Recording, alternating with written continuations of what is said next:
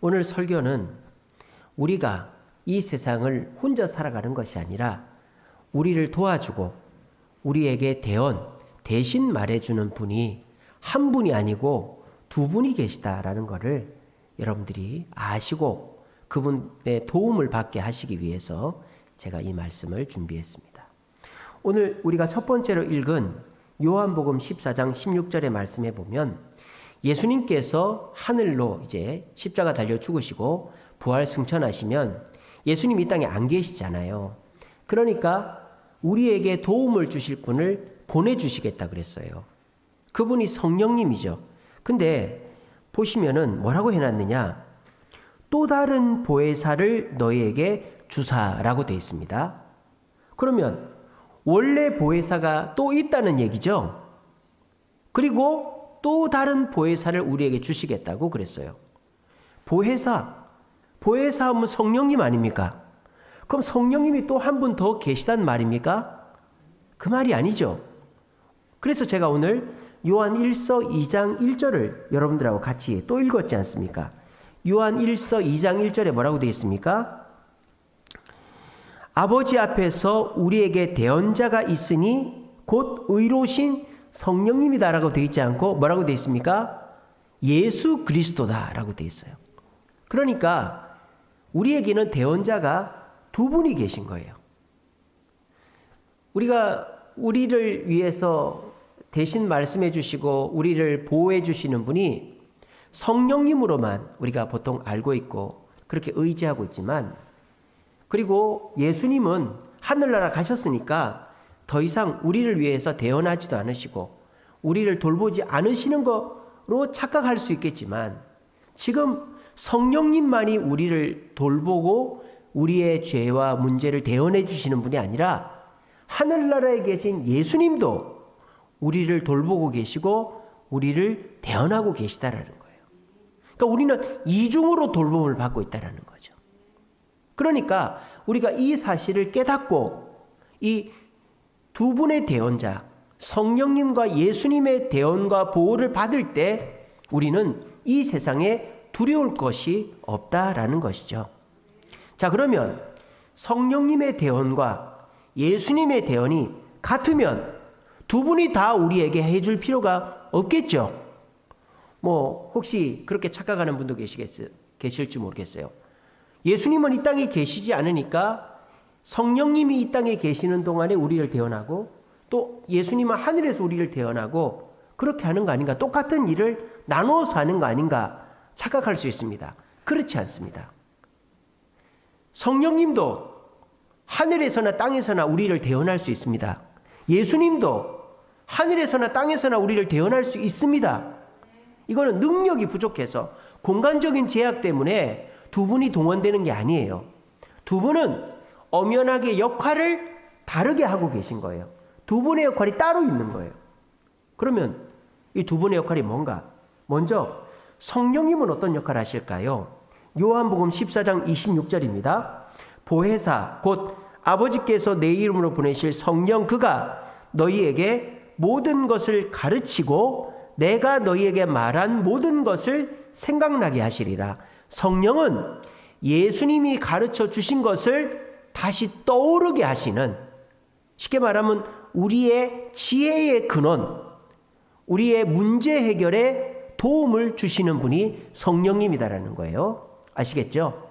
그래서 성령님은 백과사전과 같은 분이죠. 성령님은 여러분들 스마트폰과 같은 분이라는 거예요.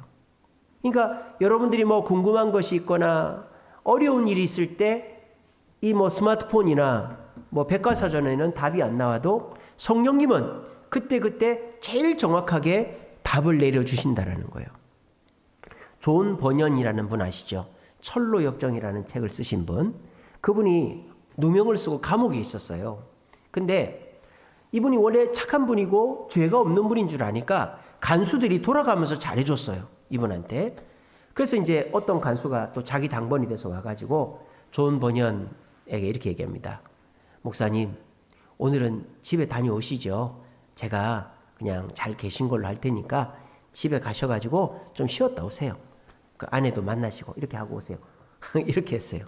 아니 감옥에 있는 사람이 그렇게 왔다 갔다 해도 됩니까? 그러니까 그만큼 이분이 신뢰를 받았다 이거예요.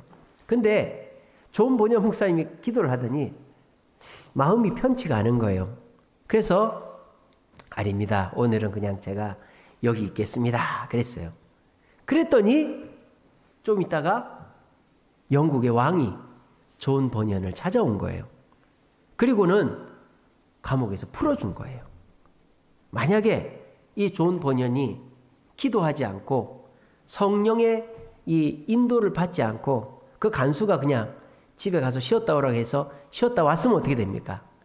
감옥에서 나가지도 못하고 더 큰 벌을 받고 간수들도 다 벌을 받게 생긴 거예요. 이게 뭐예요? 성령이 그때그때 인도하시는 대로 하면 문제가 일어날 것도 없어진다 이 말입니다. 이것이 우리가 이 문제 많은 시대에 문제를 피해 다닐 수 있는 비결이다라는 거예요. 성령님은 우리에게 백과사전, 스마트폰, AI 같은 분이다. 그렇게 생각하시면 됩니다. 그리고 예수님은 그럼 예수님도 똑같은 일을 하시는가? 예수님이 하늘나라에 가서 하시는 일이 있기 때문에 성령님을 보낸 거예요. 우리가 착각하면 안 되는 것이 예수님이 하늘나라에 계시니까 우리 옆에 계실 수 없으니까 성령님을 보내셨을 거야 라고 착각하면 안 돼요. 예수님은 하나님 우편에 계셔도 우리에게 우리의 문제들을 성령이 하는 역할들을 할 수 있는 분입니다. 능력이 부족해서 성령을 보낸 게 아니에요. 그러면 예수님은 성령님을 왜 우리에게 보내셨을까요? 예수님이 따로 하실 일이 있기 때문이에요. 그 일을 하면 우리를 돌봐주고 그때그때 우리의 문제에 해답을 주는 일을 예수님은 못하세요. 그 못하는 게 능력이 없어서 못하는 게 아니라 해야 될 중요한 일이 있기 때문에 그 일을 못하는 겁니다. 그러면 예수님이 얼마나 중요한 일을 하시길래 성령님을 따로 보내서 성령님이 우리를 돌봐주게끔 하셨을까? 자, 예수님이 하늘나라에서 하신 일이 뭘까요? 오늘 아까 우리가 요한 2장 1절 읽었죠. 거기 뭐라고 되어 있습니까? 우리에게 만일 누가 죄를 범하여도 하나님 앞에서 우리에게 대언자가 있으니 곧 의로우신 예수 그리스도다. 예수님은 하나님 보좌 우편에서 우리의 뭐를 대언해 주시는 분이다? 죄를 대언해 주시는 분이다라는 거예요. 인류가 지금 70억 가까이 됐습니다. 그러니까 그 70억 중에 예수를 믿는 사람이 한 27억 정도 된다 그래요. 이 27억의 인구 중에 예수의 이름으로 기도하는 사람이 있겠죠. 천주교인들은 예수의 이름으로 기도를 안 하죠. 그냥 아멘 합니다. 그러니까 예수의 이름으로 기도를 하면 어떻게 됩니까? 예수님이 그 기도를 듣고 하나님께 전달을 해주는 거죠. 그런데 우리가 분명히 죄를 지었어요. 벌을 받아야 돼요. 근데 예수님께 기도하면 예수님께서 하나님께 대신 얘기해 줄 때에는 예수님이 우리 죄를 용서해 달라고 하나님께 얘기를 하는 거예요. 그러면 하나님이 우리의 죄에 대해서 무조건 용서를 해 주시는 거예요. 그러니까 예수님은 지금 저와 여러분들이 짓는 죄를 하나님 앞에서 용서받게 해주기 위해서 너무너무 바쁘시기 때문에 우리의 문제를 돌봐줄 수 있는 여건이 안 된단 말이에요. 그래서 그 일은 성령님께 따로 맡겨서 성령님을 이 땅에 보내주셔서 우리의 문제가 해결되고 또 우리의 어려움들을 그때그때 해결하게 해주시는 것입니다. 그러므로 예수님은 어떤 분이신가? 백신과 같은 분이다. 컴퓨터 백신 생각해 보세요. 그리고 우리가 그 코로나 백신 생각해 보세요. 컴퓨터에 백신이 깔려 있으면 어떤 장점이 있느냐? 아무 프로그램이나 깔아도 됩니다. 컴퓨터를 잘 안 쓰시는 분들은 이해가 안 되시겠지만 이 컴퓨터를 이제 쓰는 사람들은요, 이 윈도우 버전이 중요해요. 윈도우 지금 10이거든요. 윈도우 10. 근데 예전 버전을 갖고 있으면 어떻게 되느냐? 프로그램을 잘못 깔아버리면요, 컴퓨터가 망가져 버려요. 멈춰버리기도 하고 막 자꾸 이상한 창이 뜨기도 하고 광고 창이 뜨기도 합니다. 그래서 뭐 V3라든지 알약이라든지 이런 백신들을 깔았죠. 근데 지금 윈도우 10이라는 운영체제는 백신을 깔 필요가 없어요. 왜? 윈도우 10이라는 프로그램 자체가 이상한 이 바이러스들이 침투하면 바로 이게 그거를 제거해 주거든요. 그래서 얼마나 그게 강력하냐면 이 윈도우나 보통 이 MS에서 공인하지 않는 프로그램이면 내가 USB에 담아서 컴퓨터에 꽂는 순간 바로 지워집니다. 그만큼 강력합니다. 그러니까 지금은 인터넷상에서 뭐 웬만한 프로그램들 다 깔아도 컴퓨터가 망가질 이유가 없어요. 왜? 백신이 워낙 강력하기 때문에. 자, 그리고 우리가 백신을 뭐 2차, 3차 이렇게 맞으신 분들은 내가 마스크를 벗고 다녀도 그 마음이 편안하죠. 왜? 내가 백신이 있으니까. 그리고 내가 어디 가서 밥을 먹어도 마음이 편안하단 말이에요. 근데 이제 여러 가지 이유 때문에 백신을 안 맞으신 분들이 계시죠. 뭐 임신을 했다든지 또는 이제 내가 뭐 몸이 안 좋다든지 그런 분들은 공공장소에 갈 수가 없죠. 마스크를 벗을 수가 없어요. 백신을 안 맞았기 때문에. 그만큼 백신은 내가 당당하게 해주는 거예요. 예수님은 저와 여러분들을 당당하게 해주십니다. 이게 무슨 말이냐? 죄 앞에서 당당하게 해주신다 이 말이에요. 사람은요 어떨 때 위축되는 줄 아세요? 내가 실수할까봐, 내가 잘못할까봐, 그게 들통이 날까봐 그럴 때 위축이 되는 거예요. 근데요 내가 돈이 여유가 있고 말이죠, 내가 보험을 들어놨고 말이죠, 내가 부모님이나 나를 도와줄 사람이 있으면 당당한 거죠. 사고를 내도 미안합니다, 제가 보험 처리해 드릴게요. 문제를 일으켜도 죄송합니다, 제가 이거 다 해결해 드릴게요. 여유가 있단 말이에요. 왜? 내가 그걸 해결할 수 있는 능력이 있으니까. 바로 예수님은 그런 역할을 하고 계시다라는 것입니다. 제가 지난 수요기도회 때, 지난주 수요기도회 때 그런 말씀 드렸죠. 우리가 거룩하지만 아직 완전히 거룩한 존재가 아니다 그랬죠. 근데 이거를 착각하면 어떻게 되느냐? 우리는 거룩한 존재이기 때문에 죄를 지으면 안 된다고 생각을 하는 거예요. 절대 그렇지 않습니다. 우리는 예수의 이름으로 거룩해졌지만 우리의 본성, 우리의 모습은 여전히 죄된 습성이 남아있단 말이에요. 그러니까 우리는 죄를 지을 수밖에 없습니다. 그러면 어떻게 됩니까? 내가 죄 지었네. 내가 또 주님 말씀 어겼네. 죄책감 느끼고 막 숨고 남들한테 피해 다니고 이래야 됩니까? 그럴 필요가 없다라는 거예요. 왜? 우리의 대언자 되시는, 첫 번째 대언자 되시는 예수님께서 하나님 보좌 우편에서 내 죄를 다 치료해주고 계시기 때문이죠. 백신 역할을 해주고 계시기 때문입니다. 여러분 뭐만 하면 됩니까? 예수님께 기도만 하면 되는 거예요. 진심으로 주님 내가 이런 죄를 지었습니다, 용서해 주세요. 그러면 예수님이 듣고 하나님께 얘기하면 하나님은 예수님께 주신 하늘과 땅의 권세로 인하여 우리 죄를 바로 용서해 주시는 거예요. 이게 왜 중요하냐? 사람들한테 얘기하고 이러라는 게 아니고 사탄 마귀가 우리를 건들 수 없다라는 겁니다. 여러분들이 죄책감을 느낄 때 그 죄책감을 이용하는 존재가 뭐예요? 마귀라는 거예요. 야, 너 교회 다닌다며, 너 직분 받았다며, 너 거룩하게 산다고 한다며, 근데 너 이렇게 했지?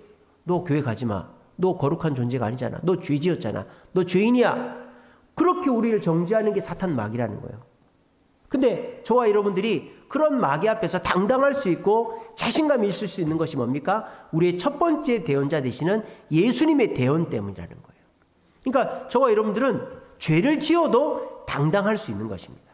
아이고 목사님, 그러면 죄를 반복해서 짓고 습관적으로 짓는 거 아닙니까? 여러분 해보신 분들은 알 거예요. 주님 앞에 죄를 고백해서 용서함 받은 사람일수록 죄를 점점 안 짓게 됩니다.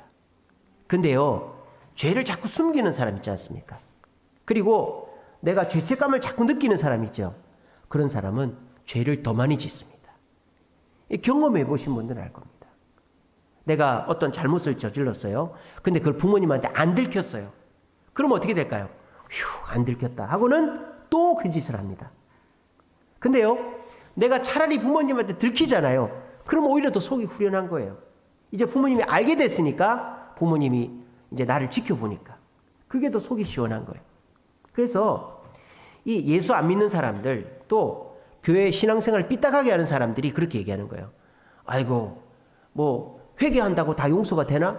그러면 죄를 계속 짓고 회개만 하고 짓고 회개만 하고 그러면 되겠네? 용서받아보지 못한 사람이 하는 말입니다. 진짜 용서받아본 사람은요, 죄를 또 짓고 또 짓고 할 수가 없죠. 어떻게 그렇게 해요? 내가 용서를 받았는데, 공짜로 용서를 받았는데 벼룩도 낯짝이 있지. 만약에 친구 엄마가 뷔페 사장님이에요. 친구가 야 친구야 가자. 우리 엄마가 데리고 오라 그랬어. 한번 먹었어요. 엄마가 얘기합니다. 그 집 엄마가 야 너 언제든지 와. 언제든지 공짜로 줄게. 우리 집 애랑 너 잘 놀아줘야 된다. 알겠습니다. 이렇게 공짜로 먹었어요. 그리고 걔가 야 오늘 또 가자. 나 먹고 싶어.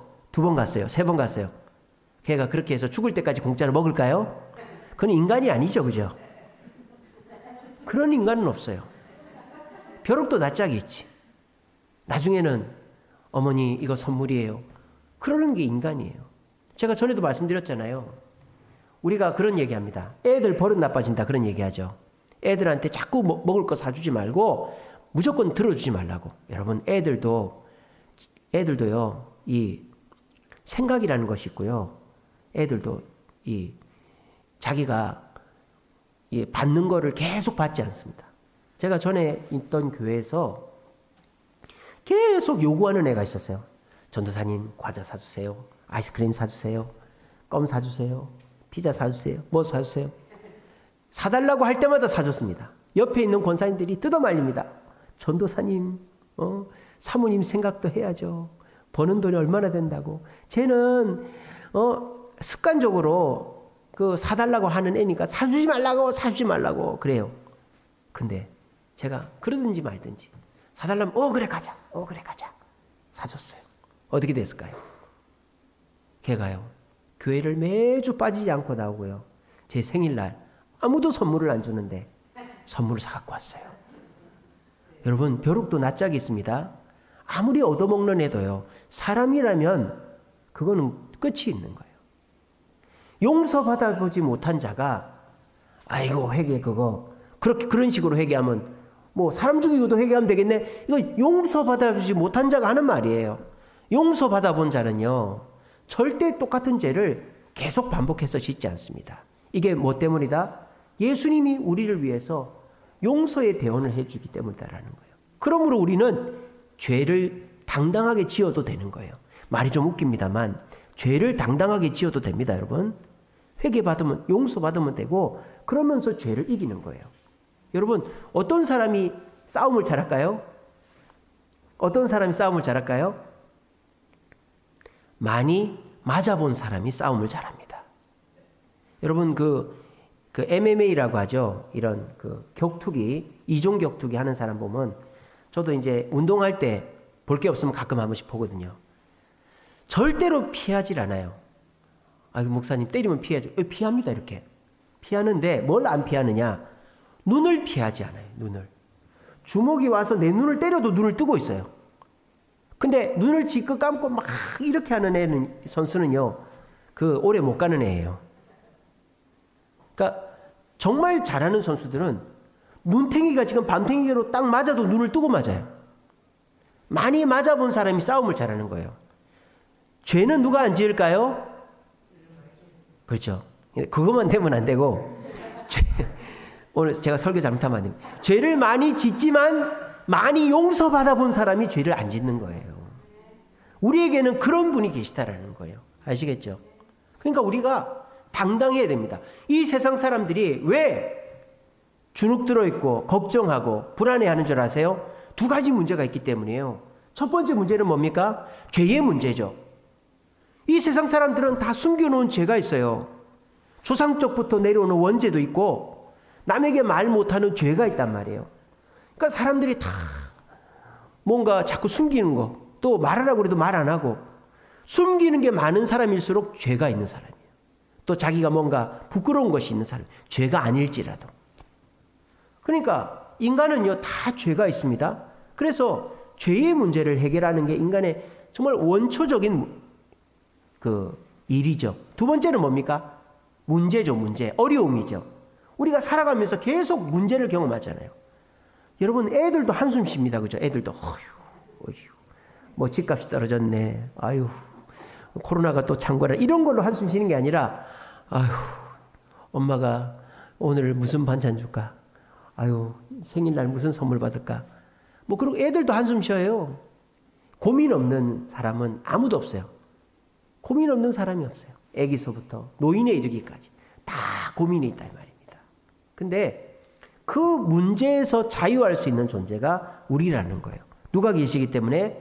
성령님이 계시기 때문에. 죄의 문제는 예수님이 자유하게 해주시고 삶의 문제는 성령님이 자유하게 해주시니 우리 그리스도인들은 자유밖에 없고 만족밖에 없고 평안밖에 없는 거예요. 여기 써 있잖아요. 진리가 너희를 자유롭게 하리라. 그래서 우리가 예수를 믿는 것은 자유롭게 되는 것입니다. 자유롭게. 여러분 자유하십니까? 예. 오늘 금요기도에 나오신 분들은 엄청 자유하신 분이네요. 근데 교회 다니는 사람들이 자유롭지 못한 사람들이 많아요. 보수적인 교회일수록 굉장히 위축되어 있습니다. 왜? 정죄를 자꾸 받으니까. 너 죄 짓지 마. 너 죄 짓지 마. 제가 지난 주일날 순결의 생활 강의했는데 순결을 어기면 너는 완전히 쓰레기다. 이렇게 교육을 받아나니까 청년들이 결혼 연령대가 자꾸 늦어지니까 자기도 모르게 실수로 또는 어떻게 하다 보니까 순결을 잃을 때가 있단 말이에요. 그래 버리면 얘가 완전히 죄인으로 사는 거예요. 자살하는 애들도 있고 막 그래요. 근데 그런 식으로 너는 예수를 믿으니까 거룩한 존재야. 너는 절대 죄를 지으면 안 돼. 그렇게 교육을 받고 얘기를 들어버리면 항상 주눅들어 교회를 다니는 게 자유롭지가 않은 거예요. 또 목사님들이 설교할 때 기도했습니까? 회개하시기 바랍니다. 기도 안 했습니까? 회개하시기 바랍니다. 봉사 안 하고 회개하시기 바랍니다. 강아지 밥 안 줬습니까? 회개하시기 바랍니다. 애기 목욕 안 시켰습니까? 회개. 맨날 그런 식으로 정죄하는 설교를 하니까 교회 오면 다 죄인을 만들어 버리는 거예요. 우리가 죄인입니까? 여러분들 죄인입니까? 여러분들은 의인인 줄로 믿으시기 바랍니다. 주님 안에서 자유롭게 된 의인들이에요. 교회 잘못 다니면은 교회만 오면 죄인이 되는 거예요.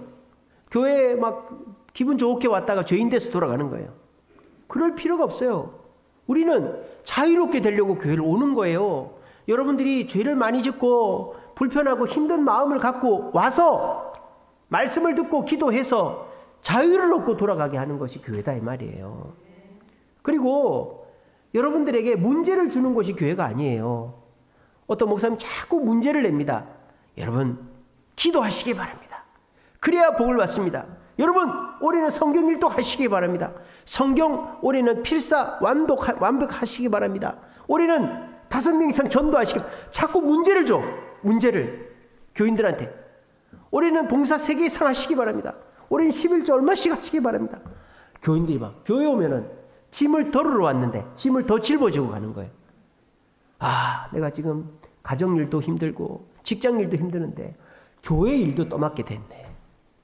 교회는 문제를 여러분들한테 주는 데가 아니라 여러분의 문제를 해결해 주는 것이죠. 성령님께서 여러분들의 문제를 해결해 주는 거예요. 단 예배나 말씀이나 기도나 봉사나 헌금이나 이런 게 여러분들의 문제를 해결해 주는 수단이지 문제로서 주는 게 아니라는 거예요. 여러분 대학을 가려면 공부를 해야 되죠. 공부가 부담스럽지만 그 공부는 나를 힘들게 하는 자물쇠가 아니라 나를 대학 가게 하는 수단이죠. 여러분 돈을 벌려면 일을 해야 돼요. 근데 일을 하는 게 나를 힘들게 하는 게 아니라 돈을 벌게 해주는 수단이란 말이에요. 이 사람이 나한테 일을 시킨다고 때려 죽일 놈이 아니고 이 사람이 나한테 돈 벌게 해주는 고마운 사람이라는 거예요. 그러니까 손님을 그렇게 생각하면 손님한테 잘하는 거죠. 이처럼 교회는 여러분들을 죄인 만드는 것도 아니고 여러분들에게 숙제를 잔뜩 안겨주는 것이 아닙니다. 교회는 죄를 짊어지고 온 여러분들에게 예수님이라는 대언자가 여러분들의 그 죄를 다 용서해줘서 당당하게 만들어주는 것이 교회고, 짐을 짊어지고 온 저와 여러분들에게 그 짐을 해결할 수 있도록 성령님께서 지혜를 주시고 깨달음을 주는 것이 교회다라는 것입니다. 그러니까 여러분들이 이 마음으로 교회를 나오면 교회 오는 게 즐거울까요? 안 즐거울까요? 당연히 즐겁죠. 요즘에 금요기도에 많이들 나오십니다. 한 번 나오신 분들은 꾸준히 나오세요. 바쁜 일 있을 때 빼고. 그러니까 여러분들은 이 금요기도를 왜 나오실까요? 와서 죄인 만드는 금요기도에, 와서 숙제만 자꾸 던져주는 금요기도면 왜 나오겠어요? 이 핑계 저 핑계 대고 안 나오지. 근데 이 금요기도에 나오니까 내가 죄책감으로 쌓여 있었는데, 목사님이 죄도 지어본 사람이 안 짓는다고 하던데, 그런가? 그러면 내가 죄를 지어도 내가 영 썩을 놈은 아니네. 그러면 또 나오고 싶은 거죠. 또 아이고 내가 이렇게 문제가 많은데 교회 가면은 뭐 또 새벽기도 나와라, 성경 읽어라, 뭐 봉사해라, 전도해라, 그런 말만 할 건데 아유 가기 싫어. 이게 아니라 내가 성경 읽고 기도하고 전도하고 해야 되지만 그것이 나를 힘들게 하는 것이 아니라, 숙제가 아니라 내가 복받게 하는 도구네. 이렇게 딱 듣고 가면은 여기를 자꾸 나오고 싶어지는 거죠. 저는요, 올 한 해 여러분들의 인생이 번성케 되기를 바랍니다. 우리 올해 그 표가 뭡니까? 번성하고 번성하게 하리라. 이거는 내가 번성하게 하는 게 아니라 하나님이 번성하게 해 주시겠다라는 거예요. 그래서 저는 새벽마다 기도합니다. 주님, 우리 교회 교인들이 좋은 직장 들어가고 직장에서 인정받고 사업이 잘 되고 또 생각지도 못한 기회들을 얻어서 번성하게 해 주옵소서. 그래서 그 번성의 복을 받아가지고 하나님께 감사해서 교회를 섬겨서 우리 교회가 이자 감당하는 거 넉넉하게 하고도 남게 해주시고, 우리 교회가 빈자리가 차고 넘치게 빈자리가 없게 차고 넘치게 해주시고, 그래서 우리 성도들이 기뻐하고 즐거워하게 되므로 나도 그렇게 되고 싶다 하고 사람들이 줄을 서서 오게 해 주옵소서. 그렇게 기도하고 있거든요. 그러니까 여러분들이 올해는 번성의 복을 받으실 겁니다. 근데 모든 것은 그렇게 하기 위해서는 how to가 있어야 돼요. 어떻게, 방법이 있어야 된단 말이에요. 방법. 우리가 지금까지는 내가 돈도 벌고 성공도 하고 사업도 집도 차도 넓히려면 내가 노력을 하든지 좋은 사람을 만나든지 아니면 시대가 뭐 시절이 좋든지 그래야 된단 말이에요. 근데 지금은 전혀 그런 시절이 아니잖아요. 그럼 그런 시절이 아닌데 우리가 어떻게 번성하게 될 수 있습니까? 오늘 두 대언자를 의지하면 될 수 있다는 것입니다. 여러분들이 죄책감, 여러분들의 마음을 누르는 그 죄책감, 여러분 얘기할 필요 없어요. 사과를 하고 싶으면 하시고, 사과하는 게 부담스러우면 하지 마세요. 그냥 내가 주님 앞에 회개 기도하시면 됩니다. 그럼 우리 주님께서 하늘 보좌 우편에서 어떤 죄를 지어도 여러분들의 죄를 다 용서받게끔 해 주신단 말이에요. 그러니까 죄 짓는 거 두려워가지고 사람 못 만나고 일 못하고 뭐 이것저것 못하는 일이 없어야 되는 거예요. 여러분 뭐든지 하세요. 우리 그 연예인들 이렇게 생일 맞으면은 팬들이 이렇게 버스 광고나 이렇게 광고에다 이렇게 하지 않습니까? 누구누구야 너 마음대로 해, 너 하고 싶은 대로 해, 그러지 않습니까? 예수님이 우리한테 그렇게 얘기하는 거예요. 희재야 너 하고 싶은 대로 해, 너 하고 싶은 대로 해. 누구누구야 너 하고 싶은 대로 해. 뒷감당은 내가 해줄게. 그러다가 너가 실수했어, 죄 지었어, 내가 나한테 얘기해, 내가 다 해결해 줄게. 그러면 어떻습니까? 마음껏 자신 있게 하는 거예요. 그러면 돈을 버는 거예요. 그러면 성공을 하는 거예요. 그리고 문제가 있을 때, 어려움이 닥쳤을 때 우리의 AI 되시고 우리의 스마트폰 되시고 우리의 백과사전 되시는 성령님께 물어보는 거예요. 그러면 성령님이 가르쳐 주시는 거예요. 그러면요 신기하게 내가 자신감이 생깁니다. 신기하게 이 지혜가 생깁니다. 그렇게 해서 여러분들이 올 한 해를 살면 좋은 직장도 만나고 좋은 사람도 만나고 또 좋은 기회도 만나고 좋은 그 일들이 많이 생겨서 번성하게 되어진다는 것입니다. 여러분 어떤 사람이 이렇게 죄를 지었어요. 그래서 재판을 받아야 돼요. 그러면요 요즘에 재판을 받을 때 변호사를 한 명만 쓰기도 하지만 10명, 20명 쓰는 사람도 있습니다. 왜 그렇게 씁니까? 재판에 꼭 이기려고 그렇게 쓰는 거예요.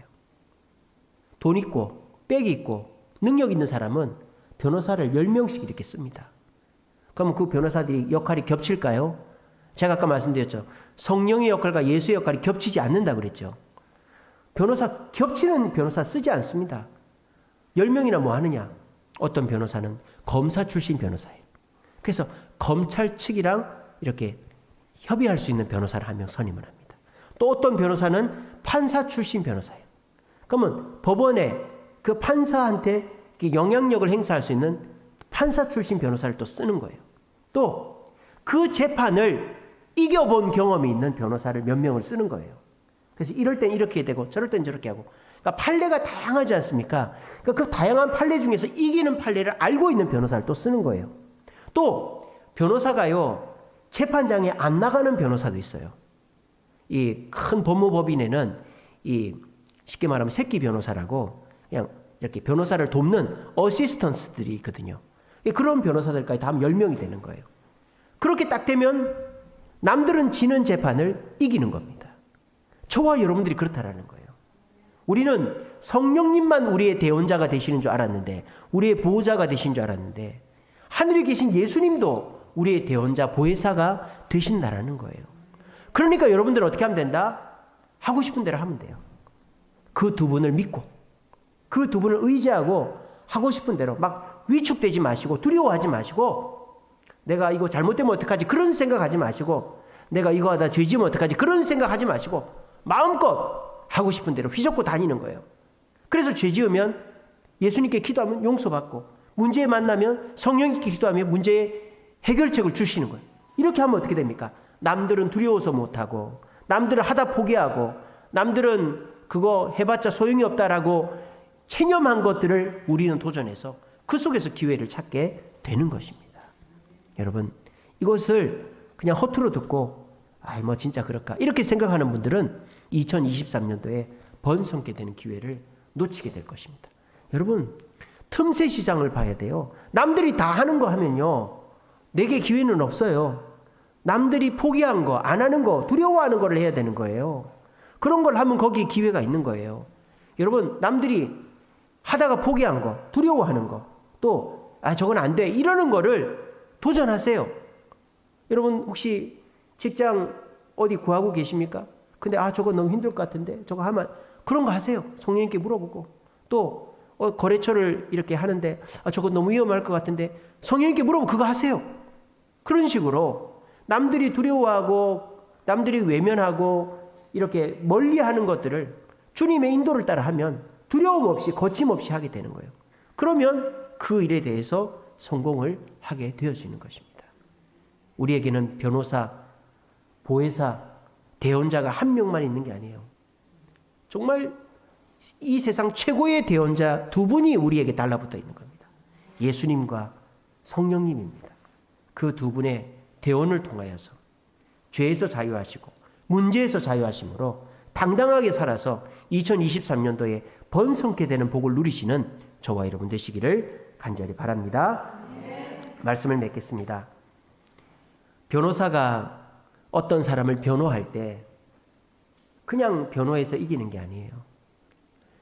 변호사만 잘해서 이기는 게 아니라 이 피의자가, 고발을 당한 사람이 변호사 말을 잘 들어야 돼요. 변호사와 잘 협력해야만 이길 수 있어요. 재판을 받는 사람은 묵비권이라는 게 있습니다. 이 헌법에 보장된 권리죠. 근데 그 묵비권을 변호사한테 쓰면 안 되는 거죠. 변호사한테는 다 얘기해도 돼요. 왜? 변호사는 고객의 비밀을 유지할 수 있는 그런 의무가 있기 때문입니다. 변호사는 얘기를 안 해도 돼요. 고객의 비밀을. 고객이 진짜 사람을 죽였는데 안 죽였다고 해도 되는 거예요. 이것처럼 변호사는 이 고객이 어떻게 하느냐에 따라서 그 사람을 이기게도 해줄 수 있는 거예요.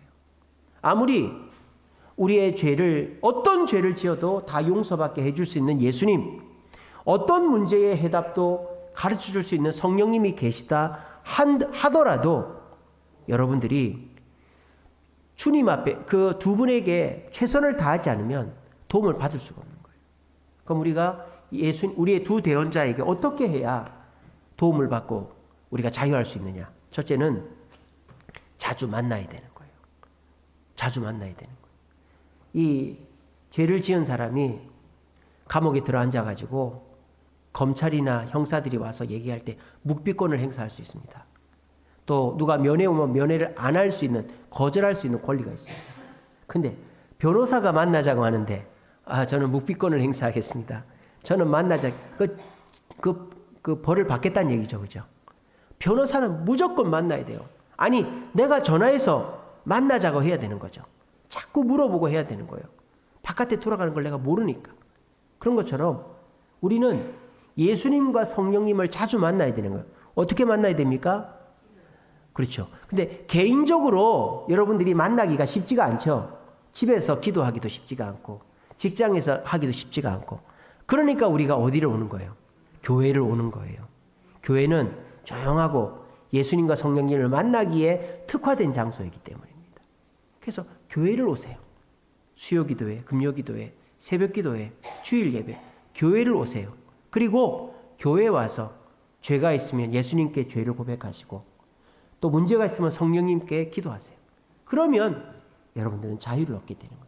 자주 나와야 되는 거예요. 이거를 또 나 부담스럽게 하네, 숙제 주네, 이게 아니라 여러분들이 정말 올 한 해 번성케 되려면 그렇게 해야 되는 거예요. 두 번째로 우리가 두 대언자에게 성실하게 해야 될 것은 죄를 다 고백해야 돼요. 숨기는 게 없어야 돼요. 숨기는 게. 아까 말씀드렸듯이 변호사는 고객의 비밀을 유지하는 의무가 있거든요. 그러니까 그 고객님 저한테 얘기하세요. 선생님 이거 훔쳤어요? 안 훔쳤어요? 그러면은 훔쳤어요. 이렇게 얘기해야 되는 거예요. 근데 이기게 해주세요. 그러면 변호사는 이거 안 훔쳤습니다, 우리 고객님. 이라든지 아니면은 훔친 것 같긴 한데 부지 중에 훔쳤습니다. 라든지 뭐 별의별 수단을 다 써서 이기게 해주는 거예요.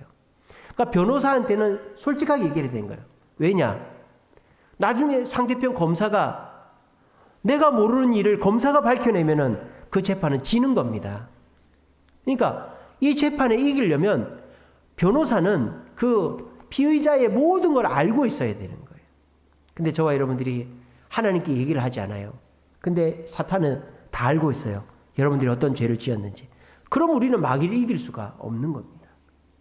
그러니까 여러분들이 주님 앞에 모든 것을 고백하라는 것을 뭐 주님이 나한테 관심이 있을까? 부끄러운데 이렇게 생각하지 마시고 내가 이기려면, 마귀에게 이기려면 다 얘기를 해야 되는 거예요.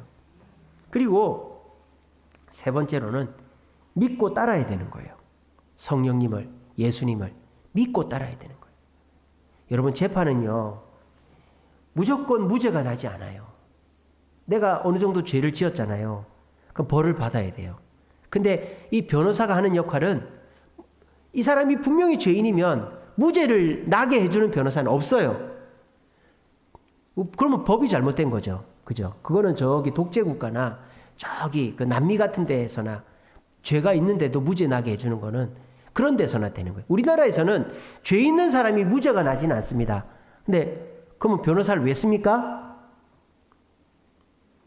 왜 씁니까? 그렇죠. 대언을 해가지고 어떻게 되기를 위해서. 무죄를 받는 게 아니라 집행유예를 받게 하는 거죠. 또 내가 지금 구속이 돼야 되는데 구속 적부심 심사를 하죠. 거기에서 변호사가 이 사람은 도주의 우려가 없고 증거인멸의 우려가 없으니까 구속받지 않게 해주세요. 변호사가 하는 거예요. 여러분 구속받은 채로 재판받으면요 감옥에서 재판을 받는 거예요. 근데 변호사가 구속 적부심 심사에서 얘기를 잘해줘가지고 구속을 안 받게 하면 3심제잖아요. 재판 길면 3년까지 갑니다. 그러니까 3년 동안 재판 받는데 감옥 안 들어가고 그냥 재판만 성실히 왔다 갔다 하면 돼요. 때로는 재판 안 나가도 돼요. 변호사가 해도 돼요. 그리고 변호사가 내가 죄가 있지만 어떻게 하느냐. 이 사람이 초범이고 죄를 뉘우치고 인정하기 때문에 집행유예를 때릴 수 있는 거예요. 집행유예가 뭡니까? 죄가 있지만 3년 동안 똑같은 죄를 안 지으면 그냥 넘어가게 해주는 거예요. 또 집행유예가 안 되는 게 있죠. 형사법 같은 경우에 형사상 죄는 감형을 시켜주는 거죠. 감형을. 이게 변호사가 하는 일이에요. 그러니까 여러분들이 죄를 지으면 주님께 벌을 받는 건 아닙니다만 주님께서 여러분들 야단치기도 하시겠죠. 그렇지만 그 문제를 넘어가게 하시는 거예요. 그러려면 어떻게 됩니까? 주님이 하라는 대로 해야 되는 거예요. 변호사가 하라는 대로 해야 되는 거죠. 인정할 거 인정하고 사과할 거 사과하고 돈 줄 거 돈 주라. 그럼 변호사 말대로 해야만 내가 구속받지 않고 재판받을 수 있고 집행유예가 나오기도 하고 감형이 되는 거예요. 근데 여러분들은 무죄를 받으려고 하는 거예요. 주님, 이거 내 뜻대로 해주세요. 주님, 이거 내가 원하는 대로 해주세요. 안 된다라는 거예요. 내가 죄를 지어놓고 내가 문제가 있는데 어떻게 무죄를 때립니까? 무죄를 못 때리지. 그러니까 최고의 변호사들 10명씩 붙어가지고 구속받지 않게끔 해주고 감형을 시키든 집행유예가 나든 해주는 거예요. 우리도 마찬가지입니다. 성령님께서 예수님께서 인정할 거 인정해라. 회개할 거 회개해라. 너 뉘우칠 거 뉘우쳐라 하면 그렇게 하는 거예요. 너 앞으로 이렇게 살아라. 그럼 그렇게 살아야지 우리가 죄를 덜 받고 덜 고생한다는 것입니다. 그렇게 해야만 우리는 두 대언자의 도움을 받아서 죄에서도 자유하고 문제에서도 자유할 수 있게 되는 것입니다. 여러분, 이 세상에서 죄를 이긴 사람은 단 한 명밖에 없습니다. 누굽니까? 예수님밖에 없습니다. 예수님은 죄를 이겨본 경험이 있습니다. 제가 아까 말씀드렸죠. 변호사를 10명씩 쓸 때 누구를 쓴다? 그 재판을 이겨본 사람을 꼭 쓴다고요. 예수님은 우리의 죄의 문제, 우리가 짓는 모든 죄의 문제를 다 이겨보신 분입니다. 그러므로 우리가 그분을 믿고 그분에게 자주 가고 죄를 고백하고 그분을 믿고 따라가면 우리는 죄에서 자유하게 되는 거예요. 감형이 되든 집행유예가 되든 불기소 처분을 받든 아니면은 감옥에 들어가지 않고 재판을 받게 해주시는 거예요. 또 예수님이 알고 계신 것을 다 알고 계신 분이 계십니다. 그분이 누굽니까? 성령님이다라는 것입니다. 그러므로 저와 여러분들이 그 성령을 의지하면 저와 여러분들은 이 세상에 해결 못할 문제가 없다라는 것입니다. 그러므로 여러분들이 그 예수님과 성령님의 대언, 보호를 의지하면 두려울 게 뭐가 있겠어요? 해결 못할 일이 뭐가 있겠습니까? 여러분들은 예수님과 성령님 이 두 대언자를 통하여 올 한 해 어떤 죄에서도 자유하게 되고 어떤 문제에서도 극복하고 해결받게 되는 도움을 얻을 수 있을 줄로 믿으시기를 바랍니다. 그렇게 되기 위해서 주님 앞에 자주 나오세요. 그리고 주님 앞에 숨기지 마세요. 그리고 주님이 하라는 대로 하세요. 그러면 우리는 이 두 분의 대언을 통해서 올 한 해 남들은 경험하지 못하는 경험과 자유를 누리게 될 것입니다.